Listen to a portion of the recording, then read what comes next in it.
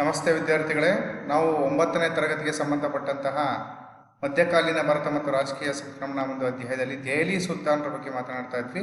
ಅದರಲ್ಲೂ ಕೂಡ ಖಿಲ್ಜಿ ಸಂತತಿಯ ಪ್ರಮುಖ ದೊರೆಯಾಗಿರ್ತಕ್ಕಂಥ ಅಲ್ಲಾವುದ್ದೀನ್ ಖಿಲ್ಜಿಯ ಒಂದು ಸುಧಾರಣೆಗಳ ಬಗ್ಗೆ, ಅವನು ತಂದಂಥ ಸುಧಾರಣೆಗಳ ಬಗ್ಗೆ ಮಾತನಾಡ್ತಾ ಇದ್ವಿ. ಅದರಲ್ಲಿ ಮಾರುಕಟ್ಟೆ ಸುಧಾರಣೆಗಳ ಬಗ್ಗೆ ನೋಡ್ತಾ ಇದ್ವಿ ಮಕ್ಕಳೇ. ನೋಡಿ, ಮಾರುಕಟ್ಟೆ ಸುಧಾರಣೆಯಲ್ಲಿ ಕುದುರೆ ಮತ್ತು ಗುಲಾಮರ ಮಾರಾಟಕ್ಕೂ ಸಹ ಒಂದು ಮಾರುಕಟ್ಟೆಗಳನ್ನು ವ್ಯವಸ್ಥೆ ಮಾಡಿದ್ರು ಅನ್ನೋದು ತಿಳ್ಕೊಂಡಿದ್ವಿ. ಮತ್ತು ಈ ಮಾರುಕಟ್ಟೆಗಳನ್ನು ನಿಯಂತ್ರಣ ಮಾಡ್ಕೊಳ್ಳಿಕ್ಕೆ, ಅಂದರೆ ಮೀನ್ಸ್ ನೋಡ್ಕೊಳ್ಳಿಕ್ಕೆ, ಜವಾಬ್ದಾರಿಯಿಂದ ನೋಡ್ಕೊಳ್ಳಿಕ್ಕೆ ಸಹನಾ ಇ ಮಂಡಿ, ನೆನ್ಪಿಟ್ಕೊಳ್ಳಿ ಮಕ್ಕಳೇ, ವೆರಿ ಇಂಪಾರ್ಟೆಂಟ್. ಸಹನಾ ಇ ಮಂಡಿ ಎನ್ನುವಂಥ ಒಂದು ಉನ್ನತ ಅಧಿಕಾರಿಯನ್ನು ನೇಮಕ ಮಾಡಿದ್ರು. ಸೊ ಇಲ್ಲಿ ಏನಾದರೂ ಮಾರುಕಟ್ಟೆಯಲ್ಲಿ ಮೋಸವನ್ನು ಮಾಡಿದ್ರೆ, ವ್ಯಾಪಾರಿಗಳು ಯಾರಿಗಾದ್ರೂ ಮೋಸವನ್ನು ಮಾಡಿದ್ರೆ ಅಂಥವರಿಗೆ ಕಠಿಣ ಶಿಕ್ಷೆಯನ್ನು ಕೊಡುವಂಥ ಒಂದು ಪದ್ಧತಿ ಕೂಡ ಇಲ್ಲಿ ಜಾರಿಯಲ್ಲಿತ್ತು. ಅಂಥ ಒಂದು ಕಠಿಣ ಶಿಕ್ಷೆಯನ್ನು ಕೂಡ ಇಲ್ಲಿ ವಿಧಿಸ್ತಾ ಇದ್ರು ಯಾರಾದರೂ ಮೋಸ ಮಾಡಿದ್ರೆ. ಓಕೆ, ಇಷ್ಟು ನಮಗೆ ಅಲ್ಲಾವುದ್ದೀನ್ ಖಿಲ್ಜಿ ಸಂತತಿಯಲ್ಲಿ ಅಲ್ಲಾವುದ್ದೀನ್ ಖಿಲ್ಜಿಯ ಬಗ್ಗೆ ಒಂದು ಮಾಹಿತಿಯನ್ನು ಪಡ್ಕೊಂಡ್ವಿ. ಈಗ ತುಘಲಕ್ ಸಂತತಿಯ ಬಗ್ಗೆ ನೋಡೋಣ. ಇದು ದೆಹಲಿ ಸುಲ್ತಾನರಲ್ಲಿ ಬರ್ತಕ್ಕಂಥ ಒಂದು ಸಂತತಿ, ತುಘಲಕ್ ಸಂತತಿ. ಇದರ ಕಾಲಾವಧಿ 1320ರಿಂದ 1414. ಇದರಲ್ಲಿ ಬರ್ತಕ್ಕಂಥ ಪ್ರಮುಖ ದೊರೆಗಳನ್ನು ನೋಡ್ತಾ ಹೋಗೋಣ. ಗಿಯಾಸುದ್ದೀನ್ ತುಘಲಕ್ 1320ರಿಂದ 1325, ಮಹಮ್ಮದ್ ಬಿನ್ ತುಘಲಕ್ 1325ರಿಂದ 1351, ಫಿರೋಜ್ ಶಾ ತುಘಲಕ್ 1351ರಿಂದ 1388. ನಂತರದ ಸುಲ್ತಾನರು ಬರ್ತಕ್ಕಂಥ ನಂತರದ ಸುಲ್ತಾನರುಗಳು 1388ರಿಂದ 1414, ಅಂದರೆ ಕೊನೆಯಲ್ಲಿ ಬರ್ತಕ್ಕಂಥವ್ರು ಇವರು. ಅದರಲ್ಲಿ ಇಷ್ಟು ಒಟ್ಟಾರೆ ಇದಷ್ಟು ಬರ್ತಕ್ಕಂಥದ್ದು ತುಘಲಕ್ ಸಂತತಿ. ಓಕೆ, ಅದರ ಸಂಪೂರ್ಣ ವಿವರವನ್ನು ಈಗ ನೋಡ್ತಾ ಹೋಗೋಣ. ಅದರಲ್ಲಿ ಬರ್ತಕ್ಕಂಥವ್ರು ಯಾರು ಮಕ್ಕಳೇ? ಗಿಯಾಸುದ್ದೀನ್ ತುಘಲಕ್. ನೋಡೋಣ, ಅವ್ರ ಬಗ್ಗೆ ಮಾಹಿತಿಯನ್ನು ಪಡ್ಕೊಳ್ಳೋಣ. ತುಘಲಕ್ ಸಂತತಿಯನ್ನ ಈ ಗಿಯಾಸುದ್ದೀನ್ ತುಘಲಕ್ ಏನಾರಲ್ಲ, ಇವರೇ ಸ್ಥಾಪನೆಯನ್ನು ಮಾಡಿದ್ದು. ಈ ಸ್ಥಾಪನೆಯನ್ನು ಮಾಡುವ ಮೂಲಕ ತನ್ನ ಆಡಳಿತವನ್ನು ಮುಂದುವರಿಸಿಕೊಂಡವರು. ಗಿಯಾಸುದ್ದೀನರು ಕೆಲವು ಉದಾರ ಆಡಳಿತಾತ್ಮಕ ನೀತಿಯ ಮೂಲಕ ದೆಹಲಿಯಲ್ಲಿ ಶಾಂತಿ ಮತ್ತು ಸುವ್ಯವಸ್ಥತೆಯನ್ನು ಸ್ಥಾಪನೆ ಮಾಡುವಂತಹ ಒಂದು ಪ್ರಮುಖ ಕಾರ್ಯವನ್ನ ಮಾಡ್ತಾ ಬಂದರು. ಆಮೇಲೆ ಜೊತೆಗೆ ಮಂಗೋಲರ ದಾಳಿಯನ್ನು ತಡೆಗಟ್ಟಲು ಗಡಿ ಭದ್ರತೆಯನ್ನ ಮಾಡ್ತಾ ಬಂದರು. ಗಡಿ ಅಂದ್ರೆ ಅದರ ಎಲ್ಲೆ, ಆ ಎಲ್ಲೆಯನ್ನು ಭದ್ರಪಡಿಸಿ ಆ ಮಂಗೋಲರ ದಾಳಿಯನ್ನು ತಡೆಗಟ್ಟುವಂತಹ ಪ್ರಮುಖ ಕೆಲಸಗಳನ್ನು ಇವರು ಮಾಡ್ತಾ ಬಂದರು. ಓಕೆ, ಸೊ ಆಮೇಲೆ ಜೊತೆಗೆ ನೋಡಿ, ರೈತರಿಗೆ ನೀರಾವರಿ ಕಾಲುವೆಗಳನ್ನು ನಿರ್ಮಿಸಿ ಭೂ ಕಂದಾಯವನ್ನು ಕಡಿಮೆ ಮಾಡಿದ. ನೀರಾವರಿ ಮತ್ತೆ ಉಳುಮೆ ಮಾಡಲಿಕ್ಕೆ ನೀರಾವರಿ ವ್ಯವಸ್ಥೆ ಬೇಕಲ್ವಾ, ಎಲ್ಲ ರೀತಿಯ ವ್ಯವಸ್ಥೆಗಳನ್ನು ಮಾಡಿಕೊಡುವ ಮೂಲಕ ಅವರಿಗೆ ಉಳುಮೆ ಮಾಡಲಿಕ್ಕೆ ಸಹಾಯ ಮಾಡೋದು. ಜೊತೆಗೆ ಭೂ ಕಂದಾಯವನ್ನು ಹೆಚ್ಚಿನದಾಗಿ ಹಿಂದೆ ಇದ್ದಂತಹ ಭೂ ಕಂದಾಯ ಪದ್ಧತಿ ಏನಿತ್ತಲ್ಲ, ಅದರ ಒಂದು ತೆರಿಗೆ ಪದ್ಧತಿಯನ್ನು ಕಡಿಮೆ ಮಾಡ್ತಾ ಬಂದರು. ಅದೊಂದು ಒಳ್ಳೆಯ ಉತ್ತಮವಾದಂಥ ಕೆಲಸವನ್ನು ಅವರು ಮಾಡ್ತಾ ಬಂದರು. ಕುದುರೆ ಮತ್ತು ಕಾಲಾಳುಗಳ ಮೂಲಕ ಅಂಚೆ ಪದ್ಧತಿಯನ್ನು ಸಂಘಟಿಸಿದರು. ನೋಡಿ, ಈಗ ಅಂಚೆ ವ್ಯವಸ್ಥೆ ಇವಾಗೆಲ್ಲ ಬಿಡಿ, ಟೆಕ್ನಾಲಜಿ ಮುಂದುವರೆದಿದೆ, ವೆಹಿಕಲ್ಸ್ ಇದೆ, ರೋಡ್ ಇದೆ, ಎಲ್ಲ ಟೆಕ್ನಾಲಜಿ ಮುಂದಿದೆ, ಬೇಕಾದಷ್ಟು ರೀತಿಯಲ್ಲಿ ಫಾಸ್ಟಾಗಿ ನೋಡ್ತೀವಿ. ಆವಾಗ ಏನೂ ಇರಲಿಲ್ಲ ಟೆಕ್ನಾಲಜಿ. ಅಂಥ ಸಂದರ್ಭದಲ್ಲಿ ಏನು ಮಾಡಿದ್ರು, ಕುದುರೆ ಮತ್ತು ಕಾಲಾಳುಗಳನ್ನು ಬಳಸಿಕೊಂಡು ಅಂಚೆ ಪದ್ಧತಿಯನ್ನು ಸಂಘಟಿಸ್ತಾ ಇದ್ರು. ಪತ್ರ ವ್ಯವಹಾರಗಳನ್ನು ನಡೆಸಬೇಕಲ್ವ. ಸೊ ಇವುಗಳೆರಡನ್ನು ಬಳಸಿಕೊಂಡು, ಇವೆಲ್ಲ ಒಂದು ರೀತಿ ಸಂಚಾರಿ ವ್ಯವಸ್ಥೆಗಳನ್ನು ಇವೆರಡನ್ನು ಬಳಸಿಕೊಂಡು ಅಂಚೆ ಪದ್ಧತಿಯನ್ನು ಸಂಘಟನೆ ಮಾಡುವಂಥ ಕೆಲಸವನ್ನು ಮಾಡಿದ್ರು. ದೆಹಲಿಯ ಬಳಿ ತುಘಲಕಾಬಾದ್ ಕೋಟೆಯನ್ನು ಕಟ್ಟಿಸುವಂಥ ಕೆಲಸವನ್ನು ಮಾಡಿದ್ರು. ಅದ್ಭುತವಾದಂಥ ಒಂದು ಕೋಟೆ. ಅವರ ಜೊತೆಗೆ ವಾರಂಗಲ್, ಮಧುರೈ ಇವುಗಳನ್ನು ವಶಪಡಿಸಿಕೊಂಡು ಗುಜರಾತ್ ಮತ್ತು ಬಂಗಾಳಗಳಲ್ಲಿ ಕೂಡ ಒಂದು ಸುವ್ಯವಸ್ಥತೆಯನ್ನು ಕಾಪಾಡುವಂಥ ಕೆಲಸವನ್ನು ಗಿಯಾಸುದ್ದೀನ್ ತುಘಲಕ್ ಅವರು ಮಾಡ್ತಾ ಬಂದರು. ಉತ್ತಮವಾದಂಥ ಆಡಳಿತಗಾರ ಅಂತ ಹೇಳಿದ್ರೆ ತಪ್ಪಾಗಲಾರ. ನಂತರ ಬರ್ತಕ್ಕಂಥವ್ರು ಮಹಮ್ಮದ್ ಬಿನ್ ತುಘಲಕ್. ಇವ್ರು ಬಹಳಷ್ಟು ಫೇಮಸ್ ಆಗಿರ್ತಕ್ಕಂಥವ್ರು ಮಕ್ಕಳೇ, ನೆನ್ಪಿಟ್ಕೊಳ್ಳಿ. ಇದರಲ್ಲಿ ತುಘಲಕ್ ಸಂತತಿಯಲ್ಲಿ ಬಹಳಷ್ಟು ಫೇಮಸ್ ಆಗಿರ್ತಕ್ಕಂಥವ್ರು. ಮಹಮ್ಮದ್ ಬಿನ್ ತುಘಲಕನು ಪರ್ಷಿಯನ್ ಮತ್ತು ಅರೇಬಿಕ್ ಭಾಷೆಗಳಲ್ಲಿ ಅದ್ಭುತವಾದಂಥ ಪಾಂಡಿತ್ಯವನ್ನು ಪಡ್ಕೊಂಡಿದ್ರು. ಯಾರೋ ಇಲ್ಲಿ ಕಾಣಿಸ್ತಾ ಇದ್ದಾರೆ ನೋಡಿ, ಮಹಮ್ಮದ್ ಬಿನ್ ತುಘಲಕ್. ಆಮೇಲೆ ನೋಡಿ, ಗಣಿತ, ಭೌತಶಾಸ್ತ್ರ, ವೈದ್ಯಶಾಸ್ತ್ರ, ಪರ್ಷಿಯನ್ ಕಾವ್ಯಗಳು, ಖಗೋಳಶಾಸ್ತ್ರ ಮುಂತಾದ ವಿಷಯಗಳಲ್ಲಿ ಅಪಾರವಾದಂಥ ಒಂದು ಪರಿಣಿತಿಯನ್ನು ಪಡ್ಕೊಂಡಿದ್ರು. ಅದ್ಭುತವಾದಂಥ ಪಾಂಡಿತ್ಯ ಅವರಲ್ಲಿ ಇತ್ತು ಅನ್ನುವಂಥದ್ದಕ್ಕೆ ಇವೆಲ್ಲ ಉದಾಹರಣೆಗಳನ್ನು ಗಮನಿಸಬಹುದಾಗ್ತದೆ. ಆಮೇಲೆ ಅಪಾರವಾದ ಜ್ಞಾನವನ್ನು ಇವರು ಪಡ್ಕೊಂಡಿದ್ರು ಕೂಡ ಆತನ ವ್ಯಕ್ತಿತ್ವದಲ್ಲಿ ಕೆಲವು ಅಸಹಜತೆಗಳು ಕಂಡು ಬಂದವು. ನೋಡಿ, ಕೆಲವರಲ್ಲಿ ಎಷ್ಟೇ ಬುದ್ಧಿವಂತಿದ್ರು ಕೂಡ ಕೆಲವೊಂದು ಲೋಪದೋಷಗಳಿರ್ತವೆ. ಹಂಗೆ ಕೆಲವೊಂದು ಅಸಹಜತೆಗಳು ಕೂಡ ಇವರಲ್ಲಿ ಇದ್ವು ಅನ್ನುವಂಥದ್ದು. ಮಹಮ್ಮದ್ ಬಿನ್ ತುಘಲಕನು ತನ್ನ ಕಾಲಕ್ಕಿಂತ ಹಲವು ಶತಮಾನಗಳಷ್ಟು ಮುಂದೆ ನಿಂತು ಯೋಚಿಸ್ತಾ ಇದ್ರು. ಅಂದರೆ ಫ್ಯೂಚರ್ನ ತುಂಬ ಫ್ಯೂಚರ್ ಪ್ಲಾನಿಂಗ್ ಮಾಡ್ತಾ ಇದ್ರು. ಹಿಂಗಾಗ್ಬೋದು, ಫ್ಯೂಚರ್ ಪ್ಲಾನಿಂಗ್ ತುಂಬಾನೇ ಮಾಡ್ತಾ ಇದ್ರು. ಸೊ ಅದೊಂದು ಸಣ್ಣ ಪುಟ್ಟ ಅಸಹಜತೆಗಳು ಕಂಡು ಬರ್ತಿದ್ವು ಅನ್ನೋದು. ಸೊ ಅಂದರೆ ಅದು ತುಂಬಾ ಫ್ಯೂಚರ್ ಪ್ಲಾನಿಂಗನ್ನು ಮಾಡ್ತಾ ಇದ್ದದನ್ನು ಭಾಳಷ್ಟು ಇವರಲ್ಲಿ ಇದ್ದಂಥದ್ದು. ಆದರೆ ಅವನ ಯೋಜನೆಗಳನ್ನು ಕಾರ್ಯರೂಪಕ್ಕೆ ತರುವ ಪಕ್ವತೆಯಾಗಲಿ ಪ್ರಾಮಾಣಿಕತೆಯಾಗಲಿ ಅಧಿಕಾರಿಗಳಿಗಿರಲಿಲ್ಲ. ಭಾಳಷ್ಟು ಅದು ತಪ್ಪು ಅಂತ ಹೇಳ್ತಿಲ್ಲ ನಾನು, ಬಟ್ ಆದರೆ ಫ್ಯೂಚರ್ ಪ್ಲಾನಿಂಗನ್ನು ಕಾರ್ಯಗತಗೊಳಿಸಿದ್ರೆ ಅದು ಇನ್ನೂ ಅದ್ಭುತವಾಗಿ ಬೆಳವಣಿಗೆ ಆಗುತ್ತೆ. ಆದರೆ ಅವನು ಹಾಕ್ಕೊಂಡಂಥ ಯೋಜನೆಗಳಾಗಲಿ ಕಾರ್ಯಗಳಾಗಲಿ ಅವುಗಳನ್ನು ಕಾರ್ಯಗತಿಗೊಳಿಸುವಂಥ ಒಂದು ಪ್ರಾಮಾಣಿಕತೆ ಇರ್ತಕ್ಕಂಥ ಅಧಿಕಾರಿಗಳು ಅವನಿಗೆ ಇರಲಿಲ್ಲ. ಹಾಗಾಗಿ ಅವನ ಯೋಜನೆಗಳೆಲ್ಲವೂ ಕೂಡ ಏನಾಗ್ತಾ ಇತ್ತು, ವಿನಾಶದ ಅಂಚಿಗೆ ತಲುಪ್ತಾ ಇತ್ತು ಅನ್ನುವಂಥದ್ದು. ಸೊ ಈ ಥರದ ಒಂದು ಸಮಸ್ಯೆಗಳು ಆಗ್ತಾ ಇತ್ತು ಅನ್ನುವಂಥದ್ದು ಕೂಡ. ಸೊ ಇವರ ಕಾಲದಲ್ಲಿ ಬಂದಂಥ ಒಂದು ಆಡಳಿತಾತ್ಮಕ ಸುಧಾರಣೆಗಳನ್ನು ನೋಡೋಣ. ಏನೇನೆಲ್ಲ ಆಡಳಿತಾತ್ಮಕ ಸುಧಾರಣೆಗಳಾದವು ಅಂತ. ಮೊದಲನೇದಾಗಿ ನಾವು ಕಂದಾಯ ಸುಧಾರಣೆ ಬಗ್ಗೆ ನೋಡ್ತೇವೆ. ಕಂದಾಯ ಅಂದರೆ ಇದಕ್ಕೆ ಸಂಬಂಧಪಟ್ಟ ಕೃಷಿಗೆ. ಸಾಮ್ರಾಜ್ಯದ ಭೂ ಕಂದಾಯಕ್ಕೆ ಸಂಬಂಧಿಸಿದಂತೆ ಭೂಮಿಯ ಎಲ್ಲ ವಿವರಗಳನ್ನು ಒಳಗೊಂಡಂಥ ಅಧಿಕೃತ ದಾಖಲೆ ಇರುವಂಥ ಪುಸ್ತಕವನ್ನು ಜಾರಿಗೊಳಿಸಿದ್ರು. ಅಂದರೆ ಈಗ ರೈತರು ಯಾರ್ಯಾರಿದ್ದಾರೆ, ಅವರಿಗೆ ಎಷ್ಟೆಷ್ಟು ಹೊಲ ಇದೆ, ಎಷ್ಟೆಷ್ಟು ಕಂದಾಯ ಕಟ್ತಾ ಇದ್ದಾರೆ, ಈ ಥರದ ಎಲ್ಲ ಸವಿವರಗಳನ್ನು ದಾಖಲೆ ಮಾಡುವಂಥ ಒಂದು ಕ್ರೋಢೀಕರಣ ಪುಸ್ತಕವನ್ನು ಇವರು ಜಾರಿಗೆ ತರಿಸಿದ್ರು. ಈಗ ಅಲಾವುದ್ದೀನ್ ಖಿಲ್ಜಿಯ ಕಾಲದಲ್ಲಿ ಹೇಗೆ ಕುದುರೆ ಅವರೆಲ್ಲ ಸೈನಿಕರದೆಲ್ಲ ಒಂದು ವಿವರವನ್ನು ಇದು ಮಾಡಲಿಕ್ಕೆ ಪುಸ್ತಕದ ಡಾಕ್ಯುಮೆಂಟ್ರಿ ಏನು ಇದು ಮಾಡಿದ್ರಲ್ವ, ಸೊ ಆ ಥರದ ಒಂದು ಪುಸ್ತಕವನ್ನು, ದಾಖಲೆ ಪುಸ್ತಕವನ್ನು ಇವರು ಜಾರಿಗೆ ಮಾಡುವಂಥ ಕೆಲಸವನ್ನು ಮಾಡ್ತಾ ಬಂದರು. ಆಮೇಲೆ ಕೃಷಿ ಇಲಾಖೆಯನ್ನು ಸ್ಥಾಪನೆ ಮಾಡಿದ್ರು. ಕೃಷಿ ಇಲಾಖೆಯನ್ನು ಸ್ಥಾಪನೆ ಮಾಡಿ ರೈತರಿಗೆ ಒಂದು ಅದ್ಭುತವಾದಂಥ ಸಹಾಯವನ್ನು ಮಾಡುವಂಥ ಕೆಲಸವನ್ನು ಮಾಡಿದ್ರು. ಕೃಷಿಗೆ ಒಳಪಡದ ಭೂಮಿಗಳಲ್ಲಿ ಕೃಷಿ ಚಟುವಟಿಕೆಗಳನ್ನು ಆರಂಭಿಸಲು ರೈತರಿಗೆ ಪ್ರೋತ್ಸಾಹಿಸಿ ಹಲವು ತೆರಿಗೆ ವಿನಾಯಿತಿಯನ್ನು ನೀಡಿದರು. ಅಂದರೆ ಕೆಲವೊಂದು ಭೂಮಿಗಳಲ್ಲಿ ಏನು ಕೃಷಿ ಚಟುವಟಿಕೆ ನಡೀತಾರಲ್ಲ, ಅಂಥವೆಲ್ಲ ಭೂಮಿಗಳನ್ನು ಕೃಷಿ ಭೂಮಿಯನ್ನಾಗಿ ಕನ್ವರ್ಟ್ ಮಾಡಿ ಅಲ್ಲೆಲ್ಲ ರೈತರುಗಳಿಗೆ ದುಡಿಮೆ ಮಾಡಲಿಕ್ಕೆ, ಆ ಭೂಮಿಯನ್ನು ಉತ್ಕೃಷ್ಟವಾಗಿ ಬೆಳೆಸಲಿಕ್ಕೆ ಅದ್ಭುತವಾದ ಕೆಲಸವನ್ನು ಮಾಡಿದ್ರು. ಜೊತೆಗೆ ಈ ತೆರಿಗೆಯಲ್ಲಿ ವಿನಾಯಿತಿಗಳನ್ನು ಕೂಡ ಇವರು ನೀಡಿದರು. ವಿನಾಯಿತಿ ನೀಡಿದ್ರಿಂದ ಜನರು ಹೆಚ್ಚು ಕೃಷಿ ಚಟುವಟಿಕೆಗಳಲ್ಲಿ ಭಾಗವಹಿಸಲಿಕ್ಕೆ ಮುಂದಾಗ್ತಾ ಬಂದರು ಎನ್ನುವಂಥದ್ದು ಕೂಡ. ಎಲ್ಲ ಸುಧಾರಣೆಗಳು, ಕಂದಾಯ ಸುಧಾರಣೆಗಳನ್ನು ಮಾಡಿದಂಥ ಒಂದು ಉತ್ತಮ ಸುಧಾರಣೆಗಳು. ರೈತರಿಗೆ ಆರ್ಥಿಕ ನೆರವನ್ನು ನೀಡಲಿಕ್ಕೆ ತಕಾವಿ ಸಾಲ ಸೇರಿದಂತೆ ಅನೇಕ ಯೋಜನೆಗಳನ್ನು ಜಾರಿಗೆ ತಂದರು. ತಕಾವಿ ಸಾಲ ಅಂದರೆ ಈಗೆಲ್ಲ ನೋಡ್ತಿರಲ್ಲ, ವಿಧವಾದಂಥ ಸಾಲದ ವ್ಯವಸ್ಥೆಗಳು ಬ್ಯಾಂಕಿನಲ್ಲಿ ಹೇಗಿದೆಯೋ ಆವಾಗ ರೈತರಿಗೆ ಮತ್ತು ರೈತರ ಮತ್ತು ಉತ್ಪಾದನೆ ಮಾಡಲಿಕ್ಕೆ, ಬೆಳೀಲಿಕ್ಕೆ ಸಾಲ ಬೇಕಲ್ವಾ, ಆ ಸಾಲವನ್ನು ಕೊಡಲಿಕ್ಕೆ ತಕಾವಿ ಸಾಲ, ವೆರಿ ಇಂಪಾರ್ಟೆಂಟ್, ನೆನ್ಪಿಟ್ಕೊಳ್ಳಿ. ತಕಾವಿ ಸಾಲ ಎನ್ನುವಂಥದ್ದನ್ನು ಇಲ್ಲಿ ಜಾರಿಗೆ ತಂದರು. ಆದರೂ ಕೂಡ ದೋ ಅಬ್ ಪ್ರದೇಶದ ರೈತರು ಇವನ ಕಾಲದಲ್ಲಿ ಹೆಚ್ಚು ಭೂ ಕಂದಾಯವನ್ನು ಕಟ್ಟಬೇಕಾಯಿತು. ಯಾಕೆ ದೋ ಅಬ್ ಅಂದರೆ 2 ಬೆಟ್ಟಗಳ ನಡುವಿನ ಭಾಗ, ಅಲ್ಲಿ ಎಲ್ಲ ನೀರಿನ ಒಂದು ವ್ಯವಸ್ಥೆ ಎಲ್ಲ ಜಾಸ್ತಿ ಇರುತ್ತಲ್ವ, ಸೊ ಹಾಗಾಗಿ 2 ಬೆಟ್ಟಗಳ ನಡುವಿನ ಒಂದು ಭಾಗ, ಸೊ ದೋ ಅಬ್ ಅಂತ ಕರಿತೀವಿ, 2 ಬೆಟ್ಟಗಳ ನಡುವಿನ ಭಾಗ, ಕಿರಿದಾದ ಭಾಗ ಅಂತ. ಸೊ ಅಲ್ಲಿ ಎಲ್ಲ ನೀರಾವರಿ ವ್ಯವಸ್ಥೆ ಚೆನ್ನಾಗಿರ್ತದಲ್ವ, ಸೊ ಹಂಗಾಗಿ ಅಲ್ಲಿನ ಜಾಸ್ತಿ ಜನರು ಉತ್ಕೃಷ್ಟವಾಗಿ ಬೆಳೀತಾರೆ ಅನ್ನೋ ಕಾರಣಕ್ಕೋಸ್ಕರ. ಬಟ್ ಅಲ್ಲಿ ಭೂಕಂದಾಯ ವ್ಯವಸ್ಥೆ ಜಾಸ್ತಿ ಇತ್ತು, ಅದೊಂದು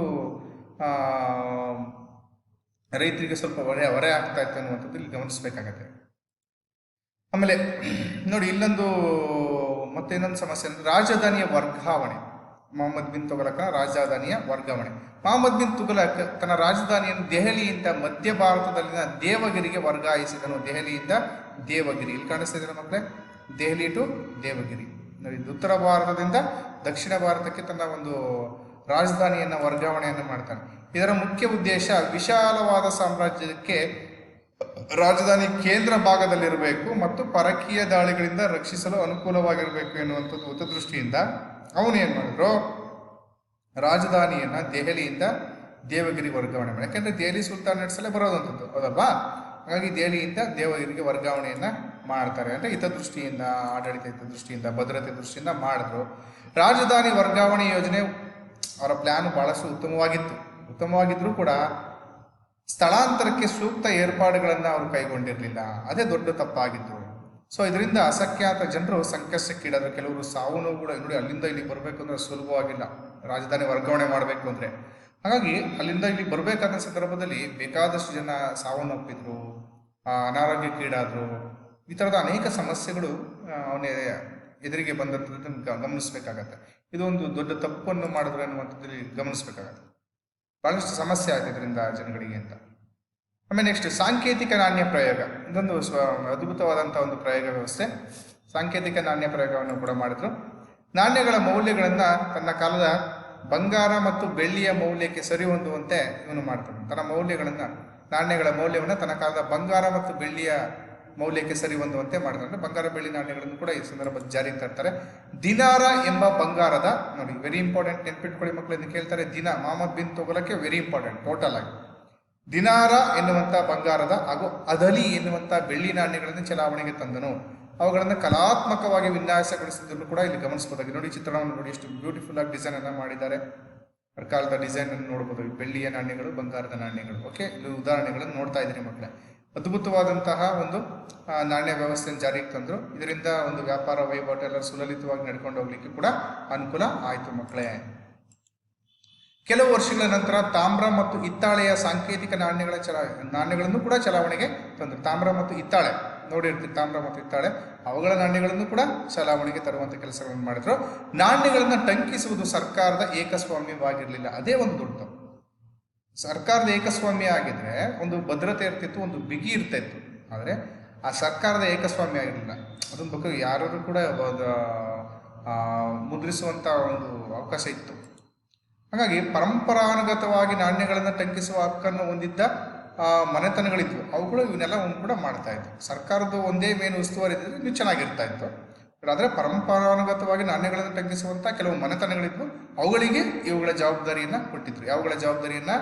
ನಾಣ್ಯಗಳನ್ನ ಟಂಕಿಸುವಂತಹ ಟಂಕಿಸೋದಂದ್ರೆ ಅವನು ಮುದ್ರಣ ಮಾಡ್ತಕ್ಕಂಥದ್ದು, ರೆಡಿ ಮಾಡ್ತಕ್ಕಂಥದ್ದು ನಾಣ್ಯಗಳನ್ನು. ಸುಲ್ತಾನನ ಅನುಮತಿ ಪಡೆಯದೆ ಅಗತ್ಯಕ್ಕಿಂತ ಹೆಚ್ಚು ನಾಣ್ಯಗಳನ್ನು ಟಂಕಿಸಿದ್ದರಿಂದ ಅವ್ಯವಸ್ಥೆ ಉಂಟಾಯಿತು, ಹೇಳಿದ್ನಲ್ಲ ನಾನು. ಸೊ ಇಲ್ಲೇನಾಗಿತ್ತು, ಅವರೇ ಜವಾಬ್ದಾರಿ ತಗೊಂಡಿದ್ರೆ ಅದು ಭದ್ರತೆ ಇರ್ತಿತ್ತು. ಆದರೆ ಏನಾಗ್ತಿತ್ತು, ಸುಲ್ತಾನನ ಅನುಮತಿ ಪಡೆಯದೆ ಅಗತ್ಯಕ್ಕಿಂತ ಹೆಚ್ಚು ನಾಣ್ಯಗಳನ್ನು ಅವ್ರೇನು ಮಾಡ್ತಾ ಬಂದರು, ಟಂಕಿಸ್ತಾ ಬಂದರು. ಇದೊಂದು ಸ್ವಲ್ಪ ಮಟ್ಟಿಗೆ ಅವ್ಯವಸ್ಥೆ ಉಂಟಾಗ್ತಾ ಬಂತು ಸಾಮ್ರಾಜ್ಯದಲ್ಲಿ ಎನ್ನುವಂಥದ್ದು ಕೂಡ. ಅಧಿಕ ವೆಚ್ಚದಾಯಕ ಆಡಳಿತಾತ್ಮಕ ಪ್ರಯೋಗಗಳು, ಭೀಕರ ಬರಗಾಲ, ರಾಜಧಾನಿಯ ಸ್ಥಳಾಂತರ ಮತ್ತು ಪುನರ್ ಸ್ಥಳಾಂತರ ಮುಂತಾದವುಗಳಿಂದ ರಾಜ್ಯದ ಖಜಾನೆ ಏನಾಗ್ತಾ ಬಂತು, ಬರಿದಾಗ್ತಾ ಬಂತು. ನೋಡಿ ಮತ್ತೇನಾಯ್ತು, ದೇವಗಿರಿಗೆ ಬಂದ ಮೇಲೆ ಮತ್ತೆ ಅಲ್ಲಿಂದ ಸರಿ ಹೋಗದೆ ಇರೋದ್ರಿಂದ ಮತ್ತೆ ದೇವಗಿರಿಯಿಂದ ದೆಹಲಿಗೆ ಮತ್ತೆ ವರ್ಗಾವಣೆ ಮಾಡ್ತಾರೆ. ಮತ್ತೆ ಅವಾಗ ಮತ್ತೆ ಇನ್ನೊಂದು ಸ್ವಲ್ಪ ಜನಕ್ಕೆ ಸಾವು ನೋವುಗಳು ಉಂಟಾಯಿತು. ಈ ಥರದ ಅನೇಕ ಪ್ರಯೋಗಗಳು ಬಹಳಷ್ಟು ಅವನಿಗೆ ಉಲ್ಟಾ ಹೊಡಿತು ಅಂತಂದರೆ ಅವನಿಗೆ ಒಂದು ರೀತಿ ತಿರುಗುಬಾಣವಾಗಿ ಅವನಿಗೆ ತೊಂದರೆ ಆಗದಂಥ ಒಂದು ಪರಿಸ್ಥಿತಿ ಅವನಿಗೆ ಎದುರಾಯಿತು.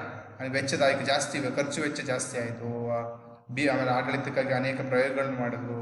ಈ ಥರದ್ದೆಲ್ಲ ಜಾಸ್ತಿ ಖರ್ಚಾಗ್ತಾ ಬಂತು. ಭೀಕರ ಬರಗಾಲ ಬಂತು.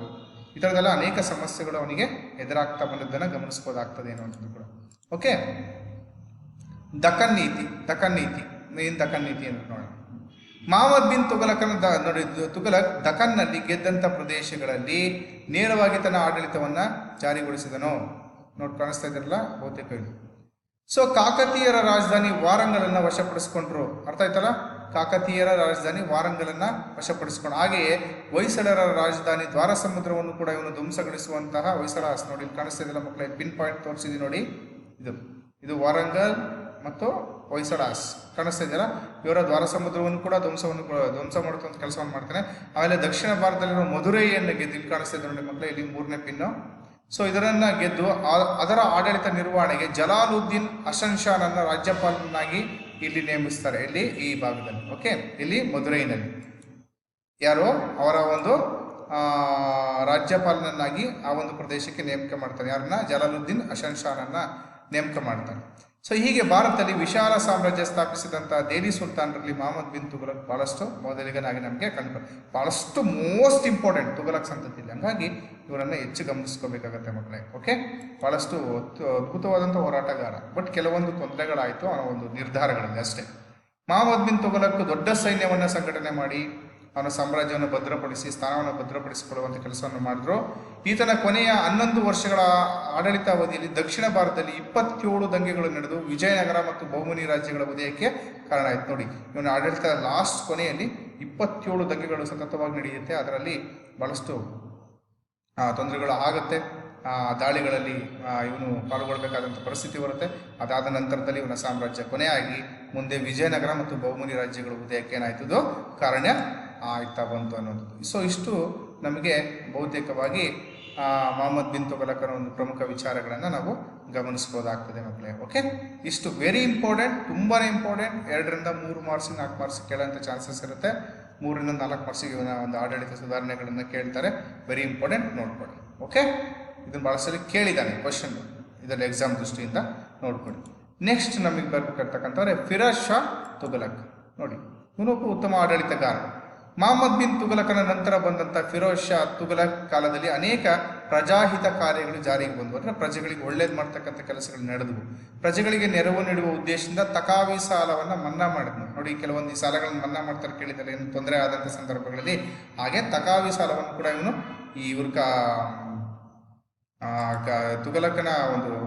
ತುಘಲಕನ ಕಾಲದಲ್ಲಿ, ಮಹಮ್ಮದ್ ಬಿನ್ ತುಘಲಕನ ಕಾಲದಲ್ಲಿ ಇದ್ದಂತಹ ತಕಾವಿ ಸಾಲವನ್ನು ಇವನು ಮನ್ನಾವನ್ನು ಮಾಡ್ತಾರೆ.